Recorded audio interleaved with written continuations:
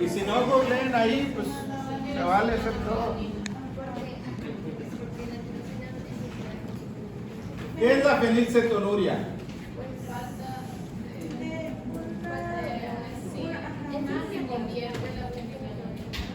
La fenilalanina se convierte en tirosina.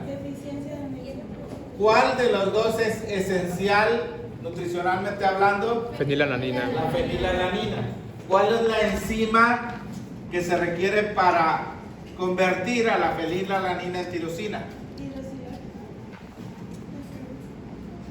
La hidroxilasa. En la fenilcetonuria clásica, porque les voy a poner un caso bastante difícil en el examen que no tiene que ver con esta enzima, sino con otra. Parecido a esto. Entonces, cuando hay deficiencia de la enzima, ¿qué pasa con la cantidad de fenilalanina? Sube. Aumenta. Y esa fenilalanina se acumula y causa daño. Esa es la enfermedad que se llama fenilcetonuria clásica, deficiencia de la hidroxilasa. Recuerdo que el primer año me pidieron hacer un trabajito de la fenilcetonuria, se me quedó muy grabado eso. Entonces, ¿qué pasa con tirosina? Deficiente. Se vuelve esencial en la alimentación. Se vuelve esencial porque ahora tienes que ingerirlo en la dieta, ¿sí? Pero además, o sea, si no ingieres suficiente, ¿qué va a pasar con los compuestos que provienen de tirosina? ¿Cuáles son? ¿Serotonina proviene de tirosina?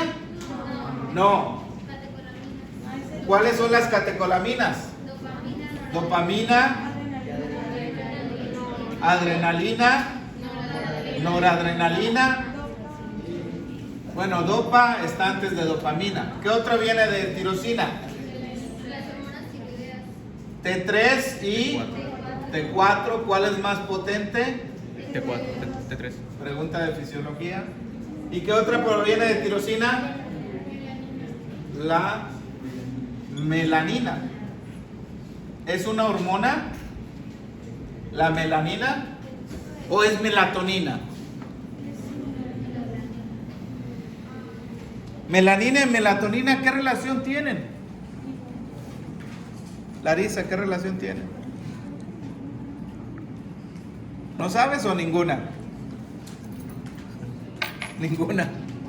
Ninguna relación.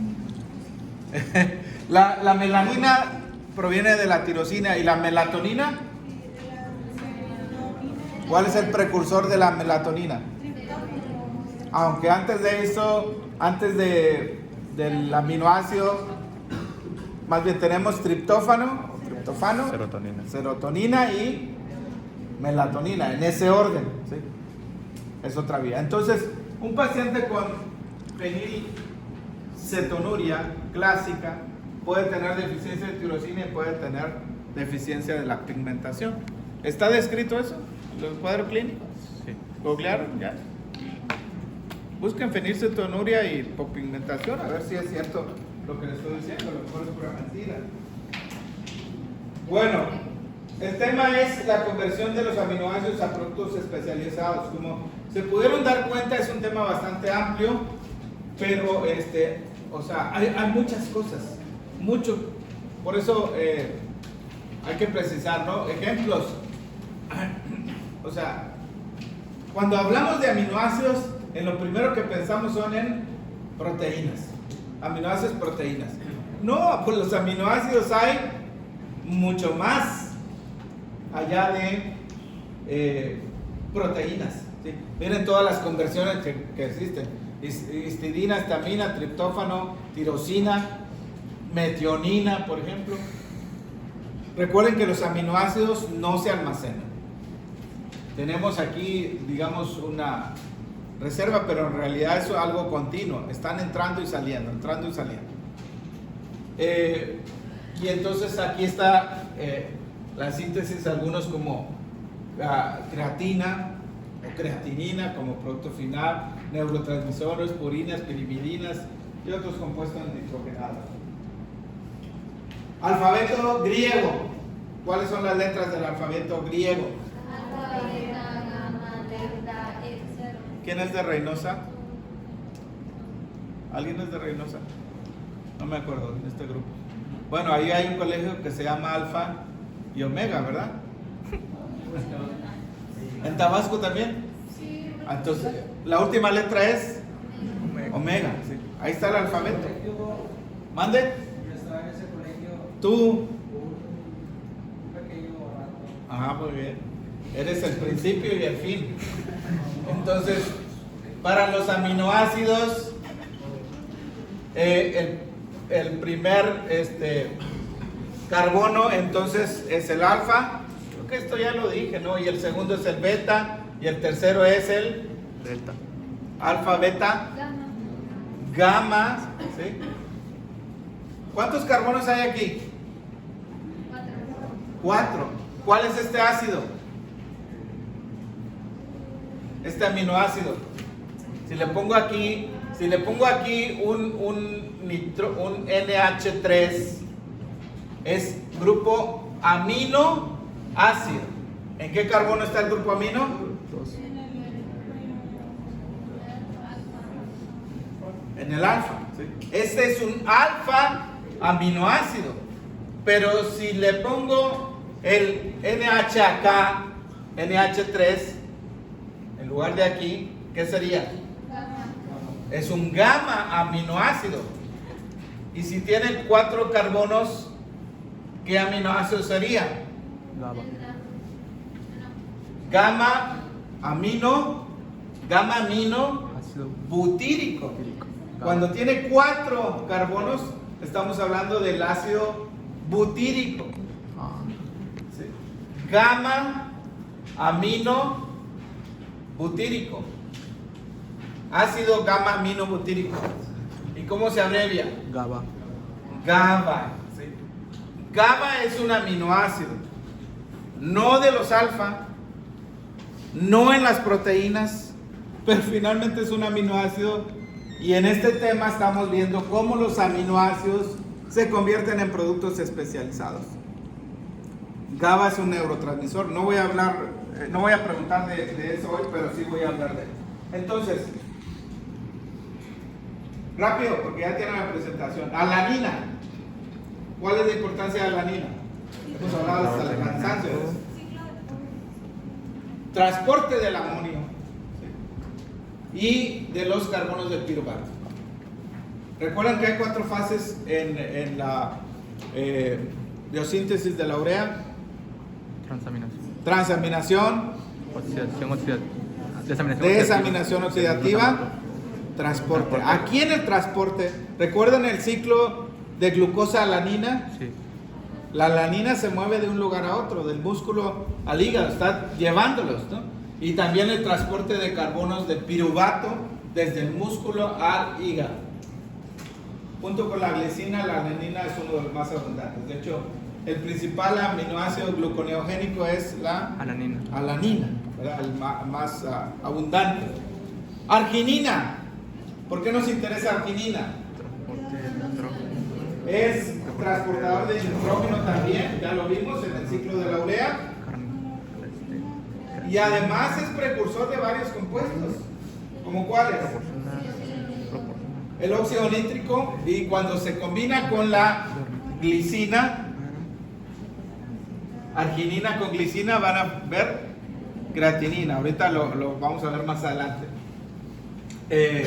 Estos otros 2 compuestos realmente no me interesa, pero del último tema que habíamos visto, este es el ciclo de la urea. No están todos los componentes del ciclo. Solamente tenemos a la arginina, que da origen a la urea, y a ornitina. Eso es parte del ciclo, ¿sí? Urea y ornitina. Pero la arginina también se puede ir a otros compuestos. Puede integrarse a proteínas y puede formar el óxido nítrico. Ese tema lo dejaremos para fisiología. El óxido nítrico es maravilloso. 1992 estaba llegando yo a hacer la maestría en la Universidad Autónoma de Nuevo León, ustedes no estaban todavía ni en el pensamiento de sus padres. Es la verdad. Y estaba en la biblioteca y de pronto vi una revista, creo que era la revista Science, una revista científica muy famosa. Y entonces vi la molécula del año, así la portada. Y dije, ¿qué es esto? Y ya me puse a leer óxido nítrico. Jamás en mi vida lo había escuchado. Tal vez como un componente del aire, ¿verdad? Las partículas de aire, porque el óxido nítrico es un gas. La investigación del óxido nítrico, el descubrimiento, generó premio Nobel. A mediados de los 80s y ya a principios del 90, como digo 92, ya hasta había mucha investigación y fue creciendo exponencialmente. Fíjense cómo es que un aminoácido, ¿sí? Que es una cadena hidrocarbonada, ¿sí? Arginina, da origen a un gas, ¿sí? El óxido nítrico es un gas que tiene una vida media muy corta. ¿Y saben qué? Es increíble, pero no sé cuántas cosas todavía no sabemos que existen en el cuerpo. ¿Sí? Por ejemplo, hace 10 años se describió el sistema linfático. Linfático, no linfático, linfático. Entonces, óxido nítrico aparece en la escena y resulta que estaba por todos lados. El endotelio vascular, los macrófagos, un montón de células lo producen. Y es increíblemente el beneficio para la salud, óxido nítrico. Así que vamos a hablar de este compuesto que es vasodilatador, mensajero y muchas otras cosas que tiene. Proviene de la arginina. Fosfato de creatina, arginina, ¿se junta con quién para dar fosfato de creatina? Arginina con glicina. Ahorita vemos las reacciones. Y creatinina, ¿sí? Notaron que una cosa es creatina, fosfato de creatina, y otra cosa es creatinina. ¿Por dónde se elimina la creatinina? Por los riñones. ¿Y para qué sirve?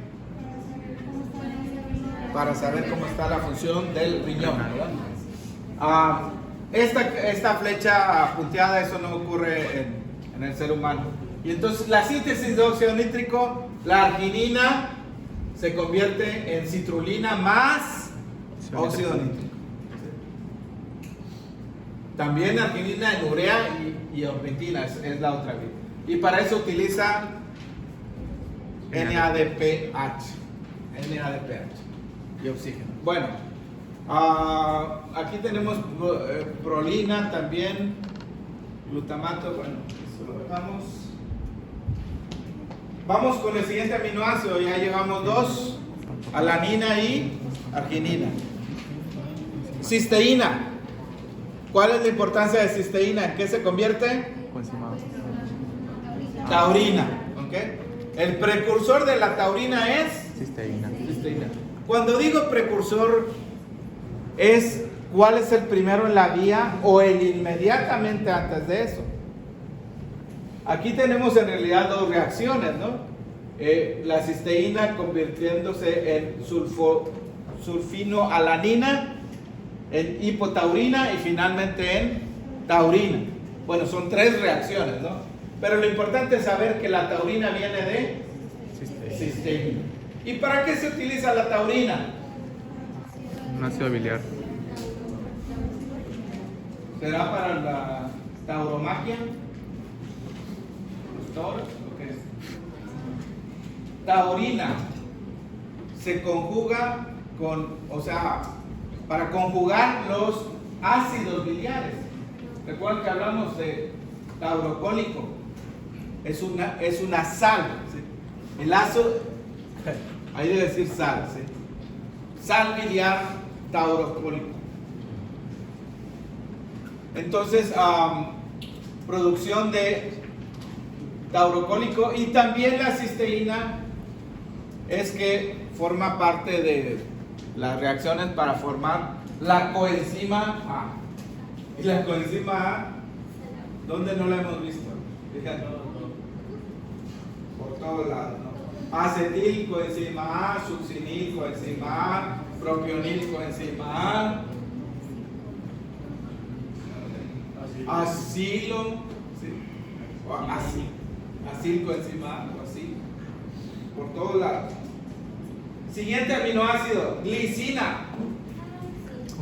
Estructuralmente, ¿cuál es la característica de la glicina? Es muy corta. Es el aminoácido más pequeño. ¿Cuál es el grupo R de la glicina? No tiene.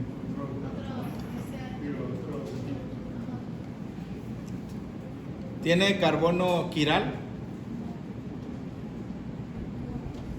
¿Recuerdan el carbono quiral? 4 diferentes sustituyentes. En este caso no tiene, ¿sí? Porque 2 son iguales. La glicina es el aminoácido más pequeño, pero tiene muchas funciones, especialmente ¿para qué?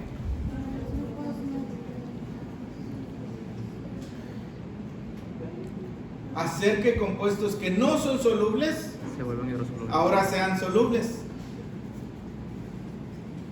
Fármacos, por ejemplo. El benzoato. Así. ¿Dónde han visto el benzoato? ¿Para qué se usa el benzoato en las comidas? No he leído las etiquetas. Benzoato de sodio. ¿Para qué es?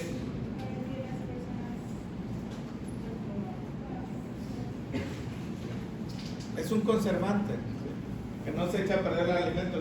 Benzoato se convierte en ácido hipúrico o hipurato, y aquí entonces tenemos la participación de la glicina. Ahí están las reacciones, benzoato, entra la coenzima junto con ATP, y después entra la glicina y desplaza la coenzima y tenemos el ácido hipúrico. Entonces lo importante es la conjugación que puede dar a fármacos, a metabolitos de los fármacos y a otros compuestos para hacerlos más hidrosolubles. Otra cosa con la glicina, vamos a ver ese tema el jueves. Se incorpora para formar pirrol, los grupos hemo y las bases púricas. Bueno, esa última no lo vamos a ver, pero finalmente llega a integrarse. ¿Cuántos aminoácidos llevamos? Alanina, arginina. El primero fue Alanina. el segundo Arginina. el tercero Cisteína. el cuarto Glicina. Entonces vamos por el quinto. Bueno, perdón, 2 de los anteriores, glicina y arginina. Ok, ya tiene rato que hemos visto acerca del fosfato de creatina. Es un compuesto que tiene enlace fosfato de alta energía con mayor energía que el enlace fosfato del ATP. Y ahorita les voy a recordar. Entonces, fosfato de creatina, que también se llama fosfocreatina o creatina fosfato o creatinfosfato, que no lo escribí ahí, es un compuesto para almacenar fosfato. ¿En qué lugar se almacena? Músculo esquelético. Desde ahí transfiere el fosfato al ADP para convertirlo en ATP. Entonces, la glicina se une con la arginina, forma este compuesto y después forma finalmente la creatina, fosfato de creatina y la creatinina en eso. La enzima clave aquí, sinasa de creatina, entonces se utiliza como marcador para saber si una persona tiene un infarto en evolución. Llegas al hospital, dolor, paciente, le tomas electrocardiograma, exámenes de sangre y mides esta enzima que se llama CPK, específicamente la fracción MB. Es la enzima que fosforila la creatina para convertirla en fosfato de creatina. Y hay varios isoenzimas, pero no voy a hablar de eso. Entonces, esta enzima se llama también creatina quinasa o creatina fosfoquinasa o fosfocreatina sinasa. No sé para qué tanto nombre. Al fin es una sola. Ok, ¿cuántos aminoácidos participan en la formación del fosfato de creatina? 3. 3. Uno es Glicina. arginina y el otro es glicina. Allá la primera reacción, glicina y arginina. Y en la segunda reacción, la metionina, no directamente, sino convertido en S-adenosilmetionina.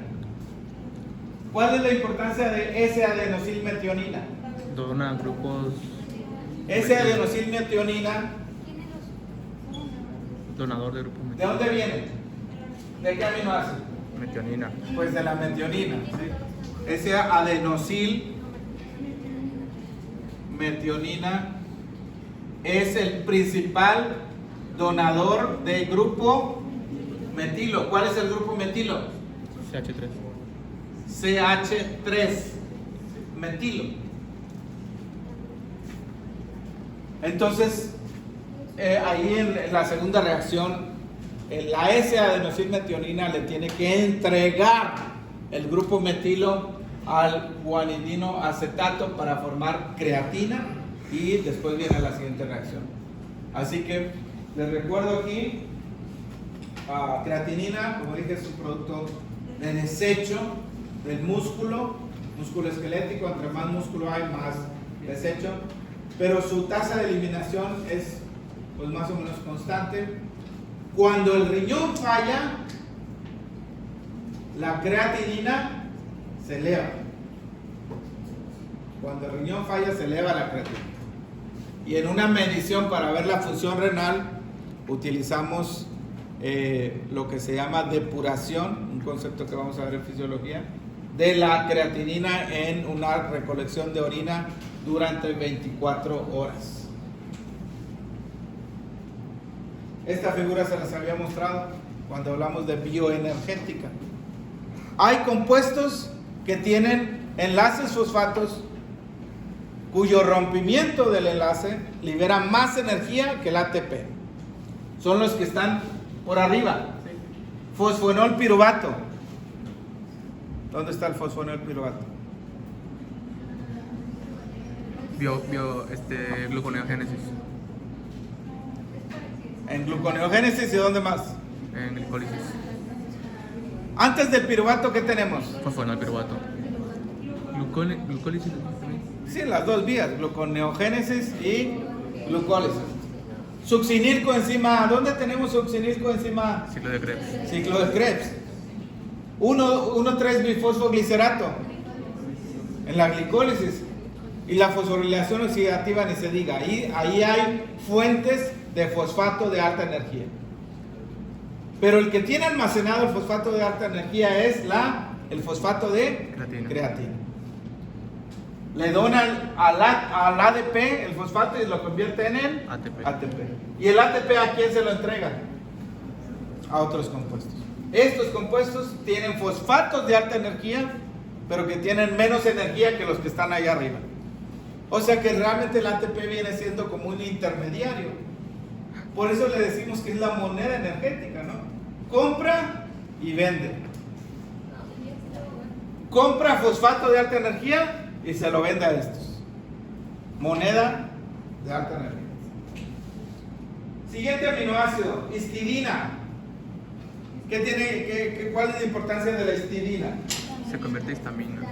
La histidina se convierte en histamina. Es un paso muy directo. Aquí no hay otros intermediarios. Y la histamina, cuando tienen resfriado, gripa, ¿qué les dan? Alergia. O alergia, ¿qué les dan? Loratadina. ¿Qué otro más? Montelukast. Paracetamol. Loratadina.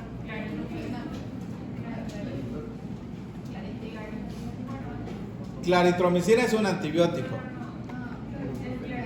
Claritine es el nombre comercial, pero lo que contiene es loratadina. Otro antihistamínico, clorfenamina. Hay dos tipos de receptores de histamina. Los H1 tienen que ver con las alergias, la secreción nasal, etcétera, el sistema respiratorio, y los H2, antihistamínicos H1 a H2. Bueno, los H2 se le llaman bloqueadores, no se le llaman antihistamínicos, pero la secreción gástrica también tiene que ver con histamina. Mucha histamina y mucha secreción.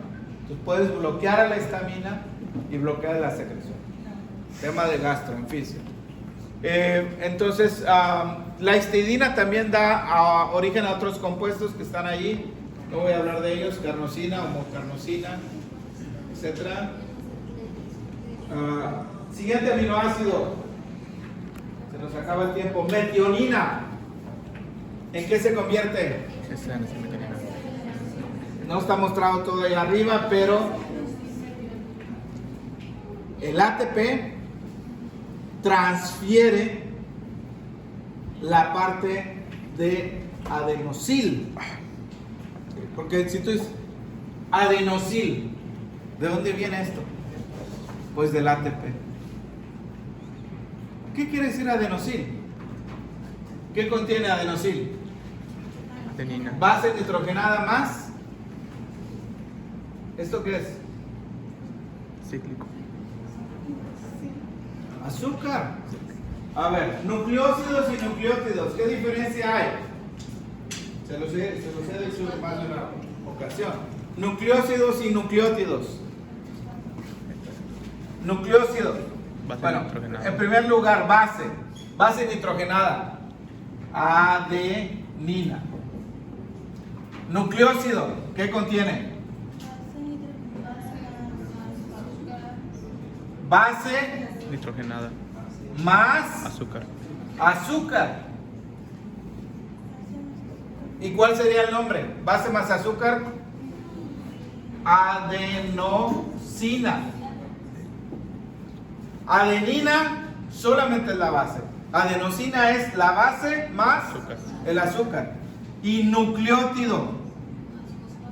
¿Qué le pones aquí? Grupo fosfato. Base más azúcar más 3 grupos fosfato. fosfato. 1, 2 o 3. Puede ser, ¿sí? Fosfato. ¿Y entonces cuál es el nombre para estos? Puede ser adenosin monofosfato, puede ser adenosin difosfato o puede ser adenosin trifosfato. Entonces, ¿quién le entrega la parte de adenosil a la metionina? El ATP. El ATP. Y entonces la metionina, este grupo metilo, es el que se va a donar cuando se requieren reacciones de metilación. ¿Sí? Recuerden esta palabra, metilación. Donar grupos metilos. El principal donador de grupo metilo en nuestro cuerpo es la S-adenosil metionina.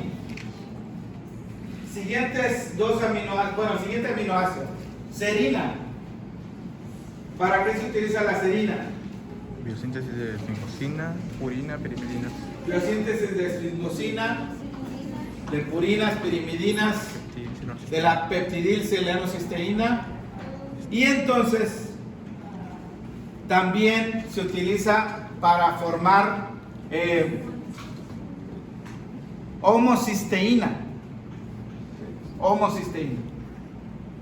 Se junta con la homocisteína, serina más homocisteína. La homocisteína es un aminoácido y es un marcador de enfermedad cardiovascular.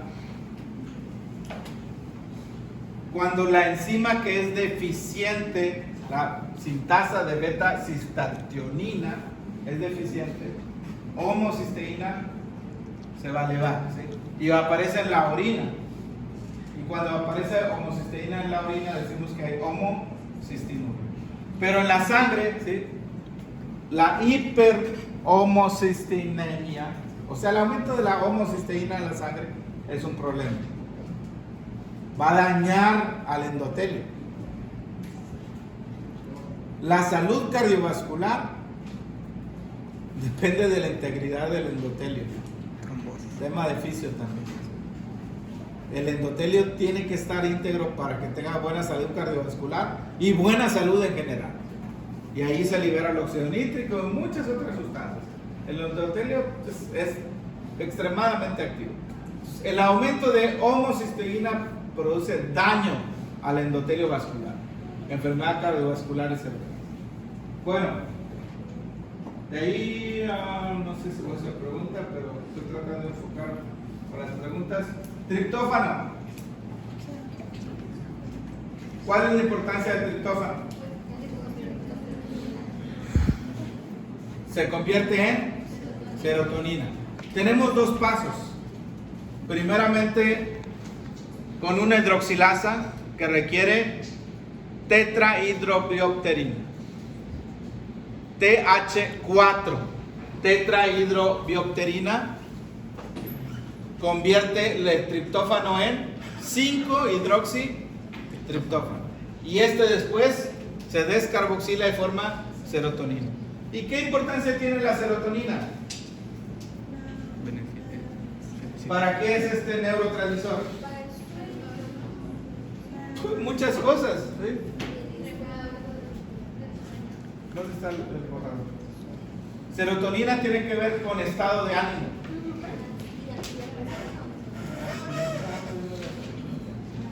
Sí, o sea, actúa como antidepresivo. Hay medicamentos que mantienen los niveles de serotonina en la sinapsis y entonces la persona pues está con buen estado de ánimo. También es vasoconstrictora, también estimula la contracción del músculo liso, neurotransmisor, y entonces el principal lugar donde hay serotonina es intestinal. O sea que la felicidad, ¿dónde está? ¿En el cerebro o en el estómago? En el estómago, ¿sí? La serotonina está implicada en muchísimas cosas. Panza llena, corazón contento. Regulación del sueño, del dolor, temperatura, etc. Fíjense, los inhibidores de la recaptación de serotonina. Aquí está la serotonina, sale y actúa en su receptor. Muchas veces van a ver ustedes 5-hidroxitriptamina, porque ese es el nombre químico. 5-hidroxitriptamina o 5-HT. Aquí está el receptor y entonces es recapturado. Esa es la vía normal. Pero los bloqueadores de la recaptación, inhibidores de la recaptación, hacen que la serotonina se quede en el espacio sináptico y entonces estimulan a la neurona continuamente. Aprovecho esta para ver por el otro lado la liberación de norepinefrina o noradrenalina. Hay inhibidores de la recaptación que hacen lo mismo. Y estos entonces hacen que la norepinefrina actúe ahí. Bueno, se nos acabó el tiempo, jóvenes. No sé qué vamos a hacer.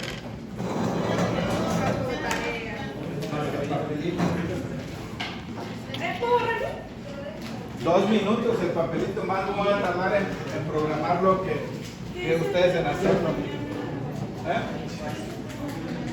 El tema del jueves es el último tema y es